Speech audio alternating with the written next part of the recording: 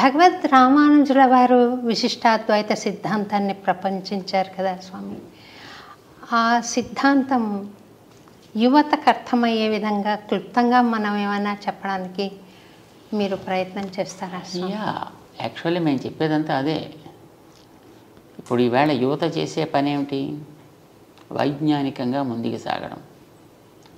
విజ్ఞానం యొక్క గోల్ ఎలా ఉంది ఇప్పుడు ఈ రోజుల్లో? నీళ్లు కలుషితం అవుతున్నాయి, గాలి కలుషితం అవుతుంది, నేల కలుషితం అవుతుంది, చెట్లు కలుషితం అవుతున్నాయి, జంతువులు కలుషితం అవుతున్నాయి, గాలి కలుషితం అవుతుంది.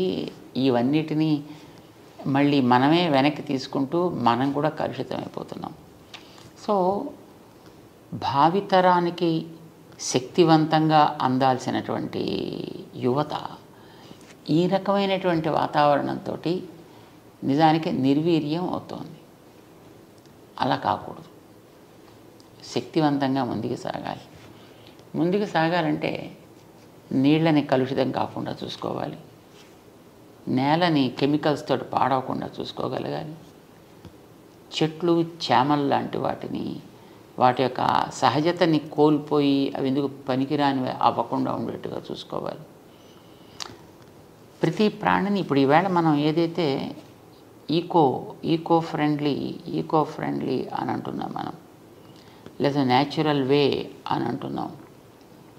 ప్రకృతి ఏదో సహజమైనటువంటి వ్యవసాయాలు అని అంటున్నారు. ఇవన్నీ వ్యక్తికి ఆరోగ్యాన్ని బలాన్ని ఇచ్చేవి అని అంటున్నారు కదా. ఇది ఈవేళ పాడు చేశాం కనుక దాన్ని మళ్ళీ బాగు చేసుకోవడం కోసం ఆరంభించిన స్లోగనా కాదు. మనకి వీటన్నిటినీ కూడా మనం పాడు చేసుకోకుండా జాగ్రత్తగా ఉంచుకోవాలి. తద్వారా మనని కూడా మనం సమర్థులుగా తయారు చేసుకోగలగాలి అనేది విశిష్టాద్వైతానికి మాత్రమే తగుతుంది. ఎందుకనంటే మనం విశిష్టాద్వైత సిద్ధాంతము అని ఏదైతే చెప్తున్నామో రామానుజుల వారు లోకానికి చూపించినటువంటిది, దాంట్లో ఈ కనిపించేదంతా కూడా ఈ ప్రపంచం అంతా అది తిరిగే ప్రాణులు, తిరగని వస్తువులు, ఈ జంతువులు, ఆ జీవులు అనే ప్రశ్న లేదు. ఇవన్నీ కూడా ఆయన యొక్క శరీరము. వాటి అన్నిటిని కూడా ఒకనాడు ఆయన చిన్నగా తనలో పెట్టుకున్నాడు. ఈవేళ వాటన్నిటిని పెద్ద చేసి వాటిలో తానున్నాడు. ఇది విశిష్టాద్వైతం అంటే ఇన్ బ్రీఫ్. ఎగ్జాంపుల్ ఏంటంటే ఒక గింజని మన నేలలో వేసినప్పుడు దాంట్లోంచి పెద్ద చెట్టు వస్తుంది. చెట్టులో ఆకులు, కొమ్మలు, రకరకాల రంగులు, వాసనలు, పువ్వులు, పండ్లు, రుచులు ఇవన్నీ మన దాంట్లో చూస్తాం. కానీ ఇవన్నీ గింజలో ఉన్నాయి. ఇవన్నీ గింజలో ఉండేటప్పుడు గింజ తనలో పెట్టుకుని ఉంది. ఇవన్నిటిని తనలోంచి పైకి తీసుకొచ్చిన తర్వాత ఈ గింజ యొక్క సంస్కారంతో అది ప్రతి అణువులోనూ వ్యాపించి ఉంది. అది ఆకుల్లో ఉంది, చిగుళ్ళల్లో ఉంది, బ్యార్కులో ఉంది, రూట్స్లో ఉంది, అన్నిట్లో కూడా మళ్ళీ ఆ గింజ లక్షణాలు దాంట్లో వ్యాపించి ఉన్నాయి.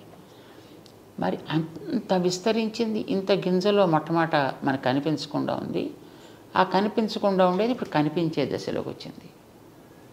చెట్లో మనమైతే దీన్ని ఎగ్జాంపుల్గా తీసుకున్నప్పుడు అందులో మళ్ళీ తయారైన ప్రతి గింజలోకి ఈ గింజ యొక్క సంస్కారాలు దాంట్లోకి వెళ్ళి అందులోంచి మళ్ళీ ఇంకొక కొన్ని లక్షల గింజలను తీసుకురాగలిగే శక్తి కలిగి ఉంటుంది. ఎగ్జాంపుల్ కోసం మనం దీన్ని చెప్పుకుంటున్నాం. But not 100% this becomes reality for the analogy. ఎందుకనంటే మనకి గింజ మొక్కను తీసుకొచ్చాక అది వెళ్ళిపోతుంది. కానీ ఈ ప్రపంచానికి అంతటికీ గింజ దైవం, భగవంతుడు. తనలోంచి ఇవి పైకి తెస్తాడు. పైకి తెచ్చిన తర్వాత వాటి లోపల మళ్ళీ తన శక్తితోటి ఉండి నిలబెడతాడు, మళ్ళీ వెనక్కి తీసుకుంటూ ఉంటాడు. ఇలా తానే వీటన్నిటిలోనూ ఉన్నాడు అనుకున్నప్పుడు నువ్వు నీళ్లను నీళ్లుగా చూడకు, నీళ్ళని దైవం యొక్క అంశగా చూడు. నేలని నేలగా చూడకు, దైవపు అంశగా చూడు. జంతువుని జంతువుగా చూడకు, దైవపు అంశగా చూడు. నిన్ను కూడా నువ్వేదో మనిషివి అని అనుకోకయా, దైవం యొక్క అంశగా నిన్ను భావన చేసుకో.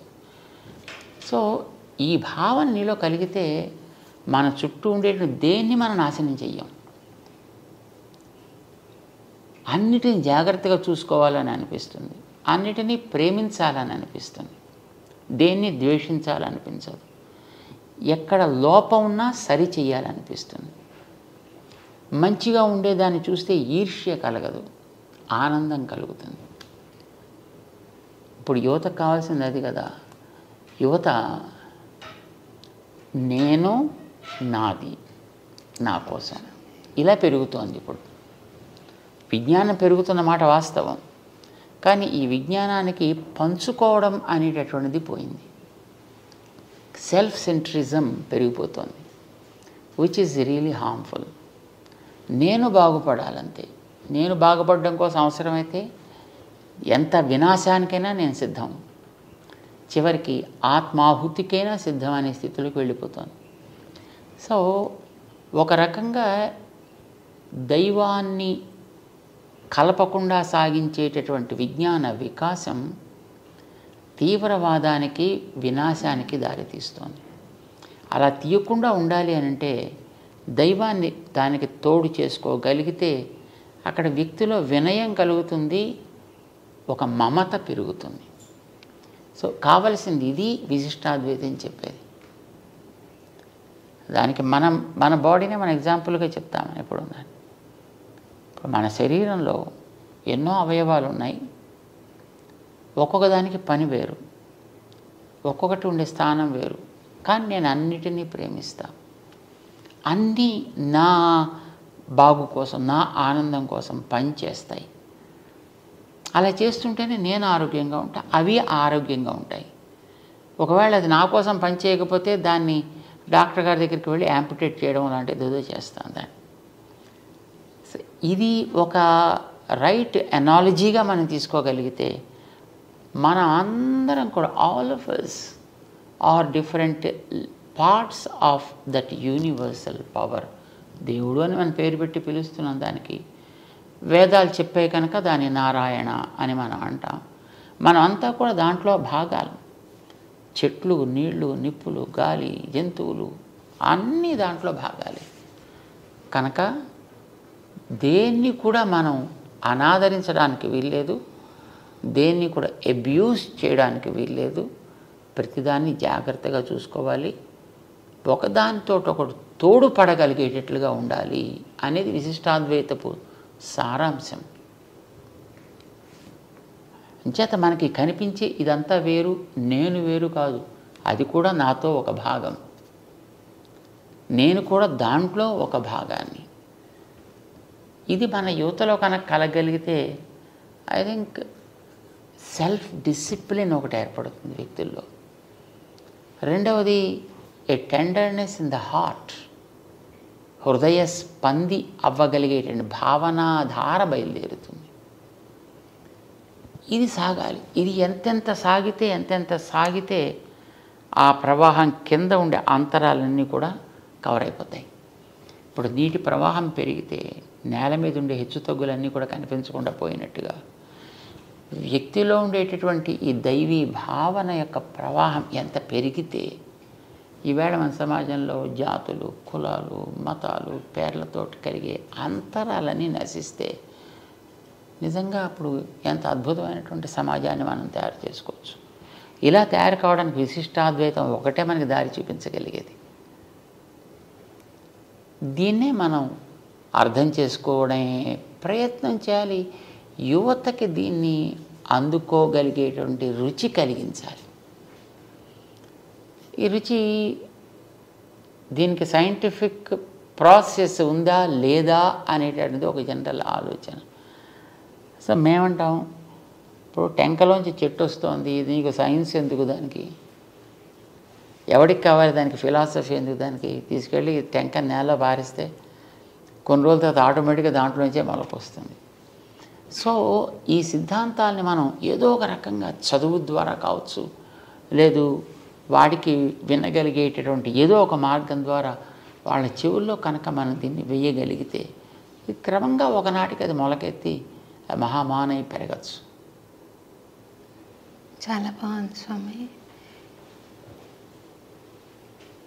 ఆ మంచి రోజు వస్తుందని ఎదురు చూద్దాం స్వామి. తప్పకుండా రావాలి కదా, అది రావాలి. నేను ఒకసారి నాకు రాఖీ తమ్ముడు అక్కడ ఉన్నాడు స్వామి. వాడి పెళ్లి చూపులకు వెళ్ళాను. ఆ అమ్మాయిని తీసుకొచ్చారు. వాళ్ళ ఇంట్లో ఒక అరలో ఎర్ర మూట, ఒక పెద్ద మూట ఉందన్నమాట. నాకు దాని మీద ఆశ్చర్యం కలిగింది. ఏమిటి పూజా మందిరంలో ఆ మూట అని అడిగాను. అది భగవద్గీత అండి అన్నది. చదువుతావా నువ్వు అని అడిగితే లేదు పూజ చేస్తాము అన్నది. అలాంటి యువత మనకున్నారు స్వామి. అది పూజకు యోగ్యమే అనుకుంటారు, కానీ అది అర్థం చేసుకుని ఏంటి అందులో ఉంది అని ఆలోచన చేసే యువత లేదు కదా.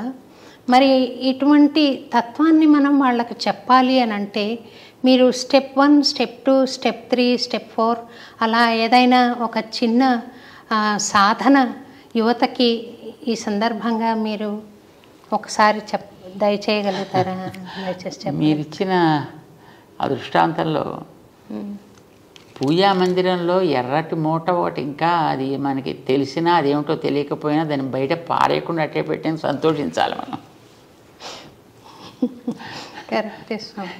వస్తువు అంటూ అక్కడ ఉంటే ఇవాళ కాకపోతే రేపటికైనా దాన్ని వాడుకోగలిగేటువంటి అవసరం తప్పకుండా వస్తుంది. సాధారణంగా అనుకున్న పనులు అనుకున్నట్టుగా సాగుతూ ఉన్నంత వరకు ఎవ్వడికీ కూడా దైవాన్ని గురించి ఆలోచించాల్సినటువంటి సన్నివేశం ఎదురవ్వదు. ఎప్పుడైనా జీవితంలో ఎదురు దెబ్బ తగిలినప్పుడే ఆలోచన ప్రారంభమవుతుంది. నేను ఏమిటి, ఎందుకు నాకు ఇలా ఎదురు దెబ్బ తగిలింది, నాకు అన్ని సౌకర్యాలు ఉన్నాయి, అన్ని వసతులు ఉన్నాయి, అన్ని వనరులు ఉన్నాయి, అన్నిటిని వాడుకోగలిగే శక్తి నాలో ఉంది, అయినా ఎందుకు ఇది ఫెయిల్ అయింది? ఈ ఆలోచన మనిషిలో వచ్చినప్పుడే జిజ్ఞాస అంటాం కదా, ఇది కలిగినప్పుడే నిజంగా మనిషికి మనం అర్థం కావాల్సిందేదో ఇవ్వగలుగుతాం. అది కలగనంత వరకు మనం ఏమి ఇచ్చినా వాడు అంటూ ఇలా ఇటో పక్కన మొహం పెడుతూ చూస్తుంటాడు తప్ప మనకేసి అది అందుకునేటువంటి ప్రయత్నాన్ని అతను కనిపించనివ్వడు. సో వ్యక్తుల్లో కనీసం ఇలాంటి మన ప్రాచీన గ్రంథాలను మరొకదాన్నో కంటికి కనిపించకుండా చేసేద్దాం అని అనుకోకుండా కనీసం ఇంట్లో అట్టే పెట్టుకుందాం అని అనిపించినా that it self is the first step they have achieved, we can say. వాళ్ళు సగం దాంట్లో వచ్చేసినట్టే. ఇక రెండవది, అందులో ఏముందో కంటెంట్లోకి వెళ్ళాలి అని అంటే it should be given in there language. మీరు సాధారణంగా ఈ రోజుల్లో ఉండే పిల్లలందరినీ చూస్తే అంతా ఇంగ్లీష్ మీడియం స్వామి, అంత ఇంగ్లీష్ మీడియం. తెలుగులో అసలు మన గవర్నమెంట్లే అంగీకరించట్లేదు చదువుని. ఇంగ్లీష్ భాష వాడికి రావాలని తల్లిదండ్రులకు ఉంటుంది, నేను ఇంగ్లీష్లో మాట్లాడాలని వాడికి అనిపిస్తుంది.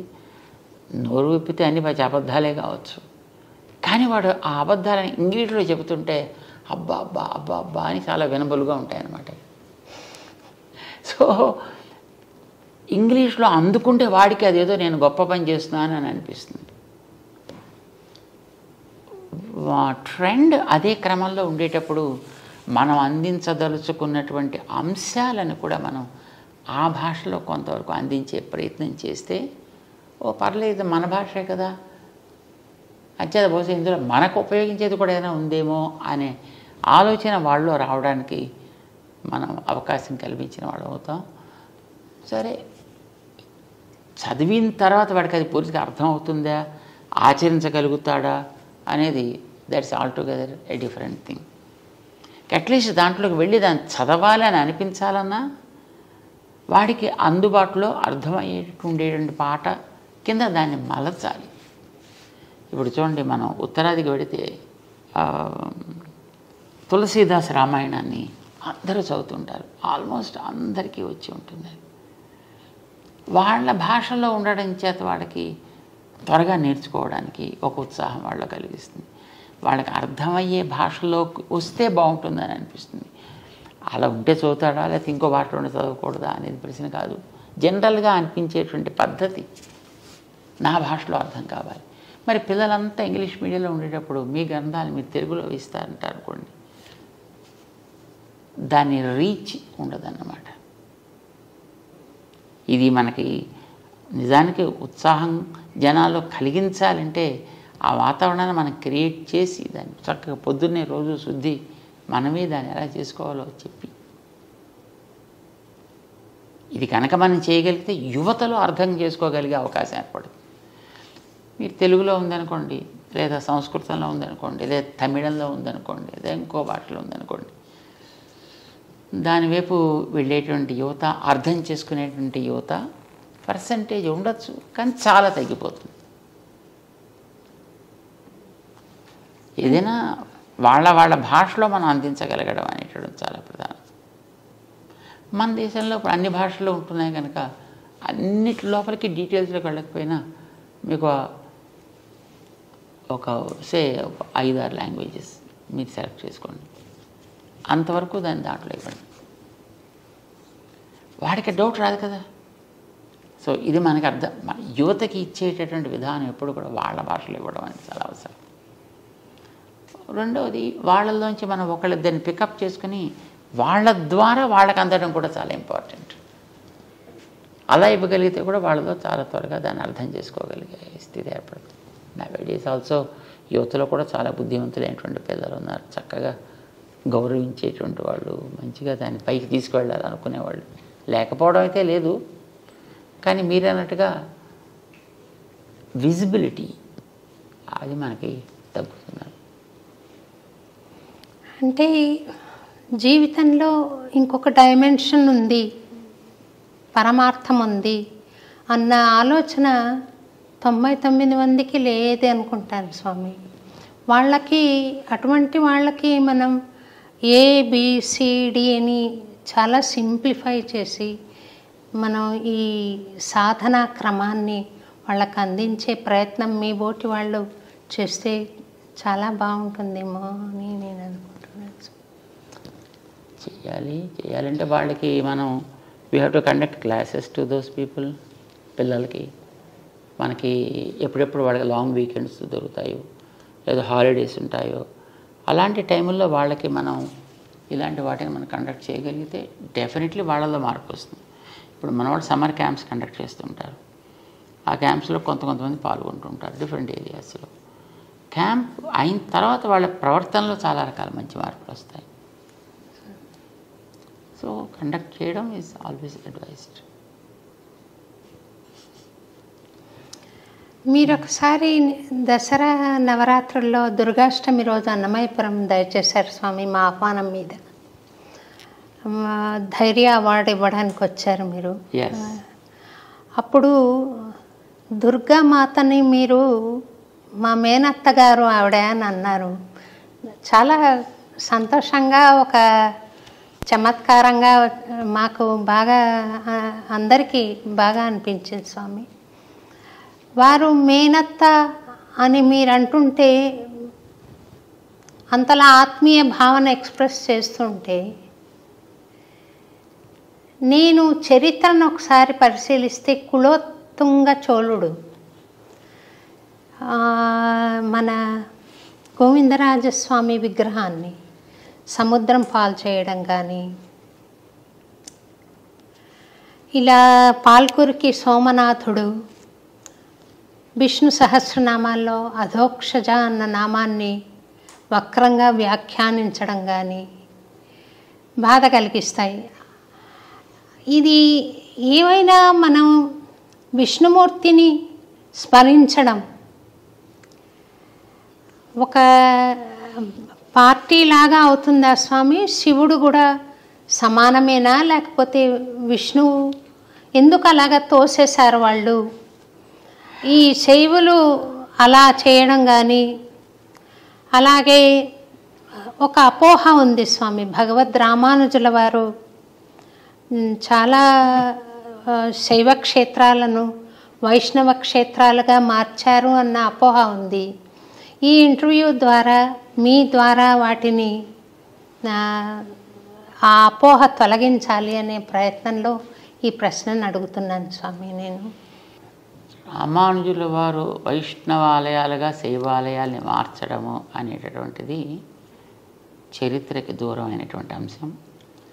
ఎప్పుడు ఎక్కడ దేన్ని అలాగ మార్చినటువంటి సన్నివేశాలు మన చరిత్రలో లేవు. ఇప్పుడు ఇంకా అందులోకి మార్చుకున్న ఉన్నాయి. ఇప్పుడు కులోత్తుంగ చోళుడి యొక్క సన్నివేశమే చూసినట్టయితే అది ఒక అద్భుతమైనటువంటి వైష్ణవ క్షేత్రం. దాన్ని అతను కేవలం శివాలయం కింద దాన్ని కన్వర్ట్ చేయడం జరిగింది. అయితే ఆ చేయడం అనేటటువంటిది వైష్ణవ సంప్రదాయం మీదో శైవ సంప్రదాయం మీదో అవగాహన ఉండి కానీ దాని మీద భక్తి ఉండి కానీ చేసినటువంటి వ్యక్తి కాడతను కేవలం రాజకీయ లబ్ధి కోసం చేసినటువంటి పని.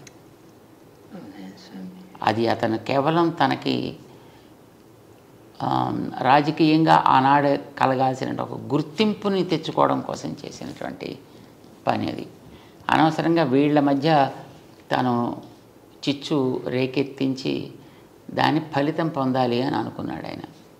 దానికోసం ఆయన వాడుకున్నాడు చిదంబర క్షేత్రాన్ని. నిజానికి చిదంబర క్షేత్రం అతి ఉత్తమమైనటువంటి వైష్ణవ క్షేత్రం. దానికి చరిత్ర చెప్తోంది. దాన్ని పార్వతికి శివుడికి ఒకనాడు సహజంగా అప్పుడప్పుడు ఏదో చిన్న చిన్న మాట వస్తుంటాయి కనుక ఇద్దరు కూడా మంచి నాట్యంలో అద్భుతమైనటువంటి ప్రవేశం కలిగిన వారు కనుక ఇందులో ఎవరు ఎక్కువ అద్భుతంగా చేయగలరు, నువ్వా నేనా అనే పోటీ ఏర్పడ్డప్పుడు మన నిర్ణయం చేసే వ్యక్తులు ఎవరో కావాలి కదా. అంచేత విష్ణువు నిర్ణయం చేస్తాడు.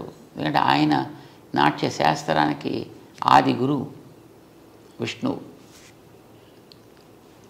మధుకైటబులతోటి చేసిన యుద్ధంలో కానీ కాళీయుడి మీద చేసినటువంటి నృత్యంలో కానీ ఆయన నాట్య పండితుడైన ఆరంభకుడు ఆయన నాట్య శాస్త్రానికి.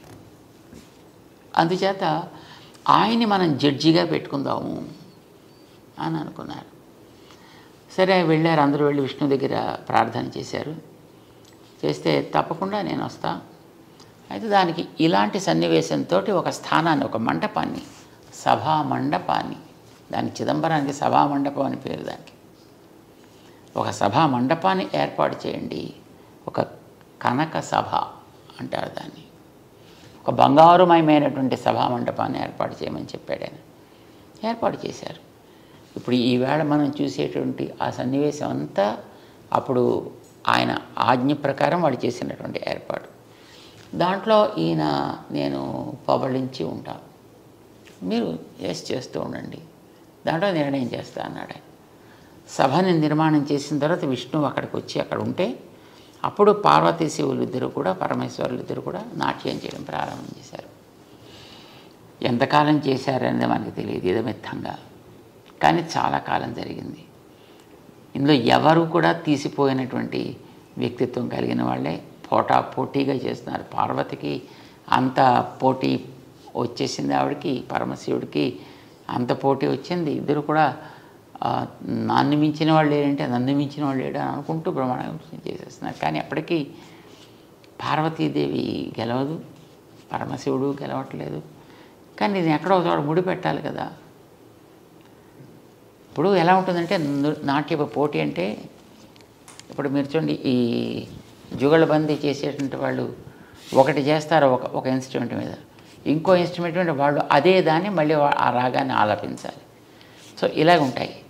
సో ఈయన ఒకటి నృత్య భంగిమ ఈయన ఒకటి చేసి చూపించాలి, అది వాళ్ళు చేయాలి. వాళ్ళు ఒకటి చేసి చూపిస్తారు, ఈయన చేయాలి. ఇలా సాగుతుంది అది ఎప్పటి నుంచో. కానీ అప్పటికి దీనికి ముగింపు. అంచేత పడుకున్నటువంటి శ్రీ మహావిష్ణువు పరమశివుడికి సైగ చేసి చూపించాడు ఆయన. ఆపమని కాదు, ఇలా ఒక పాస్చర్, పాదాన్ని పైకెత్తి పెట్టే పాస్చర్ని ఆయన చూపించాడు. ఇలా పెట్టవా. ఆవిడ తనకుండేటువంటి సహజమైనటువంటి స్థితిని బట్టి అట్లాగా ఆ ముద్ర వేయడానికి ఆవిడ సంకోచించింది. శివుడు గెలిచాడు అని డిక్లేర్ చేశారు. ఆ సందర్భంలో నిజానికి అది దేవతల ప్రార్థనతో ఇంక విష్ణు పాపం శివుణ్ణి గెలిపించాల్సి వచ్చింది ఆ భంగిమ చూపించి. సరే, ఆ తర్వాత కృతజ్ఞతతోటి పార్వతీ పరమేశ్వరులు ఇద్దరు కూడా అక్కడే ఉండిపోయారు. శ్రీ మహావిష్ణువుని ఆయన పాదాల దగ్గర సేవించుకుంటూ. ఇది ఆ క్షేత్రపు చరిత్ర చిదంబరం. ఇందాక మీరు చెప్పాను చూడండి, ఆ కులోత్తుంగ చోళుడు ఉన్నాడే, అసలు అతను చోళ వంశానికి చెందినవాడు కాడు స్వామి. అతను ఎక్కడి నుంచి వచ్చినవాడు? అతను రాజరాజ నరేంద్రుడి యొక్క పరివారంలో ఉండేటువంటి ఒక వ్యక్తి. అతను దక్షిణానికి వచ్చి అక్కడ ఉండేటటువంటి చోళ వంశపు ఆవాల్టి రాజుని అది హతమార్చి దాన్ని తన కైవసం చేసుకున్నాడు.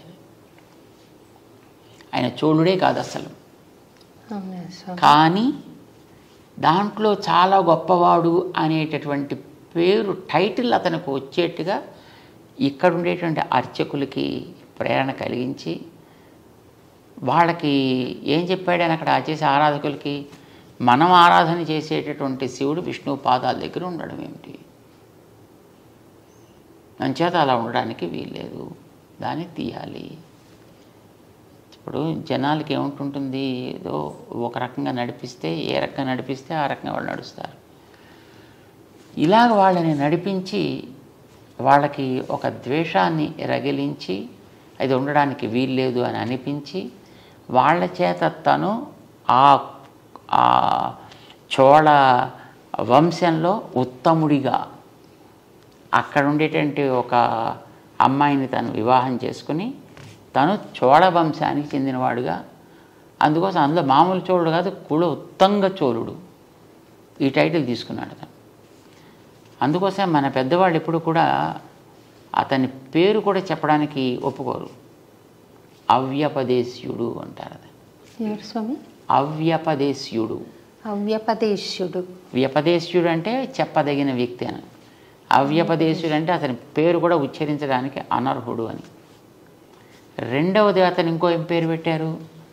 అతను రామానుజుల వారి మీద ఒక హత్యా ప్రయత్నం చేశాడు. అతను రామానుజుల వారిని అప్పట్లో వీరి యొక్క ప్రభావం చాలా ఎక్కువగా ఉంది అని, వీరిని తొలగించినట్టయితే మొత్తం సంప్రదాయం అంతా పోతుంది కనుక వీరిని ఏదో చేద్దామని ఉద్దేశంతో వీరిని తీసుకురమ్మని చెప్పాడు తన సభకి. అప్పుడు ఆయన దగ్గర ఉండేటటువంటి ఆయన గురువు గారు శిష్యులు ఇద్దరూ కలిసి రామానుజుల వారిని కర్ణాటకకి పంపించి వీళ్ళిద్దరూ కూడా ఆ సభకి వెళ్ళి ఇద్దరు కళ్ళు పోగొట్టుకున్నారు. అంటే వాడు విని తత్వం తెలుసుకుందాం అనేటువంటి జిజ్ఞాస కాకుండా తన యొక్క తత్వాన్ని అందరి మీద ఆరోపించేనా వాళ్ళని కన్వర్ట్ చేయాలనుకునేటువంటి వ్యక్తిత్వం అతను. సో వీరికి చెప్పిన దాన్ని వాడు ఒప్పుకోక చివరికి వీరి కళ్ళు తీయడం జరిగింది. సుమారుగా 20 సంవత్సరాల కాలం రామానుజుల వారు కర్ణాటక రాజ్యంలో ఉండిపోయారు. మేల్కోట క్షేత్రం అప్పుడే ఆవిర్భవించింది అక్కడ. సో ఆ సందర్భంగా తర్వాత అతనికి క్యాన్సర్ వచ్చింది. ఎవరికి? ఆ చోళరాజుకి. చోళరాజు కాదు వాడు, అవ్యపదేశ్యుడికి. ఆ క్యాన్సర్, థ్రోట్లో క్యాన్సర్ వచ్చే తర్వాత అతను చనిపోయాడు. అతను అంచేత అతనికి క్రిమికంఠుడు అని పేరు పెట్టారు తప్ప వాడి పేరుతో అతను ఎప్పుడు ఉచ్చరించారు. ఎందుకంటే అతను శివుడు అక్కడ విష్ణు భక్తుడిగా ఆయన పాదాల దగ్గర ఉంటే అక్కడి నుంచి ఉండే ఆ విష్ణువుని తీసి సముద్రంలో కలిపి దాన్ని శివాలయం కింద మార్చి ఇలా చాలా రకాలుగా తను శైవ ప్రచారకుడు అని అనుకుంటూనే శివుడికి అన్యాయం చేశాడు ఆయన. అంటే శివుడి యొక్క స్వభావానికి విరుద్ధంగా ప్రవర్తించాడు ఆయన. శివుడు పరమభక్త శిఖామణి. శివుణ్ణి పరమ భాగవతాన్ స్మరామి అంటారు మనకి భాగవతంలో. వైష్ణవానాం యథా శంభు అని శివుడు పరమ వైష్ణవుడని అందరూ ఆదరిస్తారు. విష్ణు పాదోద్భవి అయినటువంటి గంగని తన శిరస్సున ధరించి తను తరించాను అనుకుని, అతని పేరు అంతకుముందు రుద్రుడు అతనికి. ఈ గంగని తన శిరస్సున ధరించడం ద్వారా శివ సంజాత, మంగళకరుడయ్యాడు ఆయన. అంటే విష్ణువు మీద ఆయనకు ఉండేటువంటి విశ్వాసం అంతటిది, గౌరవం అంతటిది. మీరు ఎక్కడైనా విష్ణు వైభవం ఎక్కడైనా చూడండి పురాణాల్లో, శివుడు చెప్పింది అంతా, శివుడు పార్వతికి చేసినటువంటి ఉపదేశమే మనకు కనిపిస్తుంది. ఆ రకంగా శివుడు ఎప్పుడు కూడా విష్ణు ద్వేషి కాదు, విష్ణువు శివద్వేషి అంతకంటే కాదు. వైష్ణవులు ఎప్పుడు కూడా శివుణ్ణి ద్వేషించరు. కానీ మరి వాళ్ళలో ఎందుకు ఆ రకమైనటువంటి భావం కలిగింది అనేటటువంటిది అది వాళ్ళకే తెలియాలి. ఇది తర్వాత వీళ్ళు ఇలా రేకెత్తించారు. ఇప్పుడు ఎగెనిస్ట్గా మాట్లాడేటటువంటి వాళ్ళందరికీ కూడా వాళ్ళు ఆ మాటలతోటి వాళ్ళు మిగతా ద్వేషాన్ని వాళ్ళలో పెంచుతారు తప్ప నిజానికి వైష్ణవులకి ఎప్పుడు కూడా శివుడి మీద ద్వేషం ఉండనే ఉండదు. శివుణ్ణి పరం భాగవతుడిగా ఎప్పుడూ ఆదరిస్తారు. మన దక్షిణ దేశానికి వెళ్ళి చూస్తే ఎన్నో ఆలయాల్లో శివుడు క్షేత్రాధిపతిగా ఉంటాడు. అక్కడ మీరు దక్షిణ దేశంలో ఉండే పెద్ద పెద్ద వైష్ణవ క్షేత్రాలకు ఎక్కడికైనా మనం వెళ్ళి చూడొచ్చు. అక్కడ శివుడు క్షేత్రాధిపతి, స్థాన నిర్వాహకుడు అలా ఉంటాడనమాట అక్కడ. అండ్ చాలా చోట్ల ఉండేటటువంటి ఈ అమ్మవారి ఆలయాలు ఉంటాయి. అలాంటి వాటికి రామానుజులు అన్ని చోట్ల ఆరాధనలు ఏర్పాటు చేశారు, మర్యాదలు ఏర్పాటు చేశారు. ఇప్పుడు శ్రీరంగం చాలా పెద్ద క్షేత్రం. శ్రీరంగం పక్కన సమయపురం అని ఉంది అక్కడ అమ్మవారి క్షేత్రం.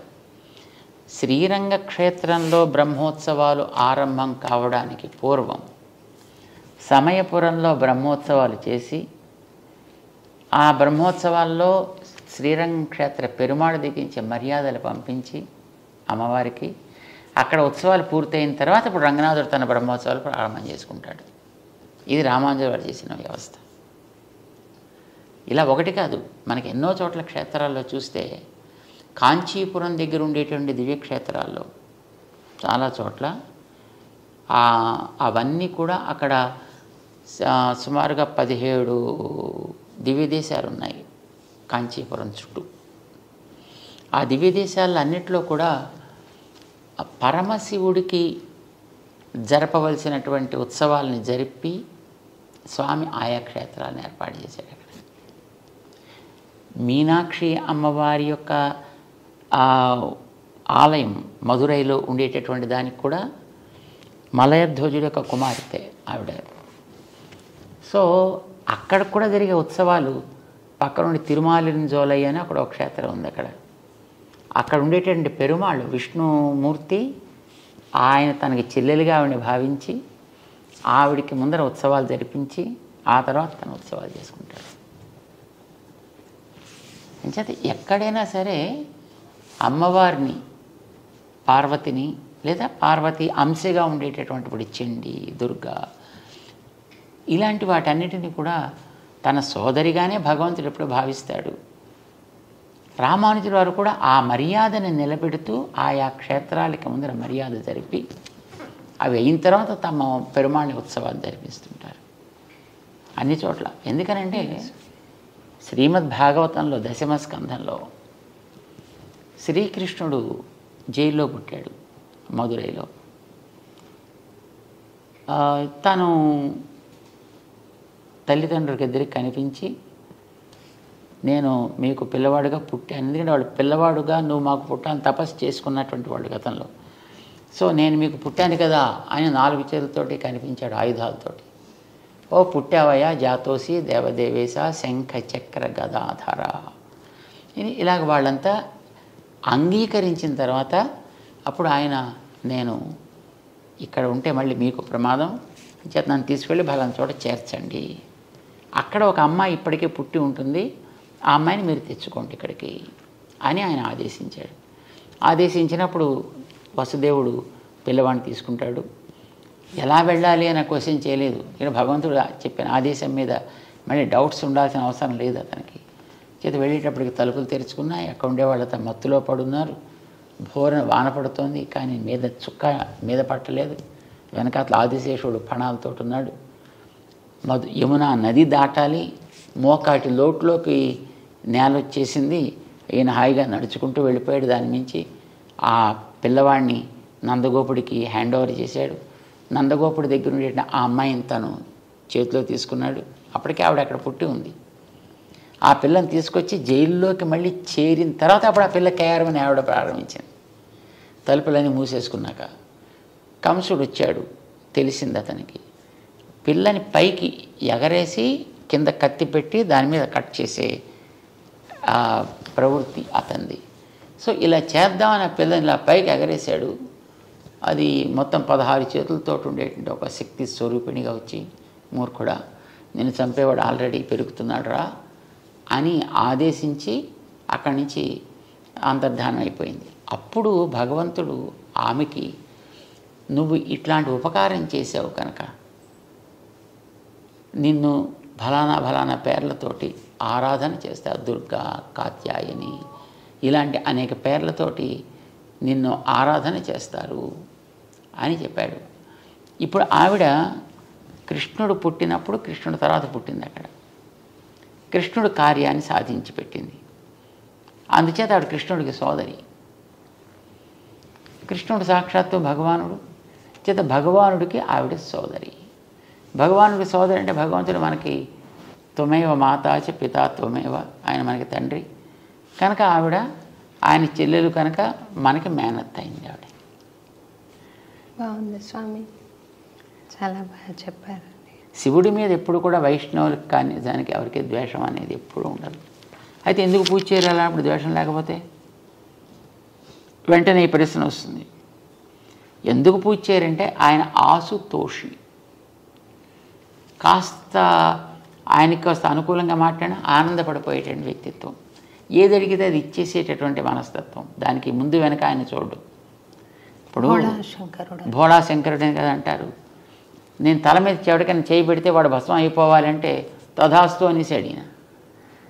మరి ఎక్స్పెరిమెంట్ నీ మీదే ఫస్ట్ చేస్తానయ్యా అంటే కానీ అప్పుడు తను తెలియదు అని ఇచ్చిన వారు ఎంత ప్రమాదకరము. ఆయన అలాగా అల్ప సంతోషి, వరాలను ఇచ్చేటువంటి వ్యక్తిత్వం.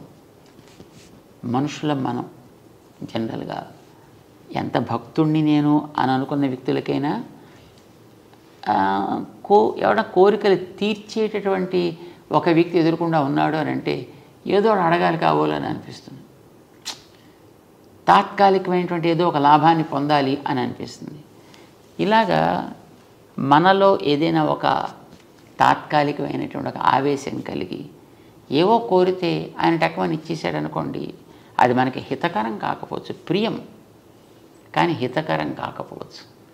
సో అలాంటిది ఆయన ఇచ్చినప్పుడు మళ్ళీ మనం ఇంత బతికిన తర్వాత మళ్ళీ ఎక్కడికో మళ్ళీ కిందకి పోవలసి వస్తుంది అనే భయం చేత వైష్ణవులు ఆయన్ని అడగడానికి ప్రయత్నం చేయరు. అంతే తప్ప ఆయన మీద ద్వేషం చేత కాదు. ఇప్పుడు కూడా గౌరవం అనేది అందరి మీద ఉంటుంది. ఆరాధన అందరి ఎందుకు ఉండక్కర్లేదు కదా. ఇప్పుడు ఒక స్త్రీ తన భర్తని ఆరాధిస్తుంది. భర్త గారు అన్నగారు ఉంటారు, భర్త గారి తమ్ముడు ఉంటాడు, భర్త గారి మిత్రులు ఉంటారు, వాళ్ళు ఎవరైనా ద్వేషించదే ఆవిడ ఆదరిస్తుంది. ఆదరణ వేరు, ఆరాధన వేరు. చేత వైష్ణవుడు సాక్షాత్తు శ్రీ మహావిష్ణువు ఆయన అవతారాలు ఏముంటాయో వాటిని ఆరాధిస్తాడు. మిగిలినటువంటి వాళ్ళంతా దేవతలు. ఆ దేవతలందరినీ కూడా చిన్న అతి అల్పమైనటువంటి గ్రామ దేవత దగ్గర నుంచి ఈ దేవతలందరిలోకి అతి పెద్దవాడని చతుర్ముఖ బ్రహ్మ దాకా అందరినీ ఆదరిస్తారు, అందరినీ గౌరవిస్తారు. వీళ్ళంతా నా దేహంలో భాగాలే అని భగవంతుడు అంటే మనం భగవంతుడే ప్రేమ ఉంటుంది అనుకున్నప్పుడు ఆయన దేహం మీద ద్వేషం ఎందుకు ఉండాలి? నేను నిన్ను చాలా ప్రేమిస్తానయ్యా, నీ ప్రాణం అంటేనే నాకు ఇష్టం లేదు, అది మాత్రం తీసేస్తానంటే వాడిని ఏమంటాం మనం?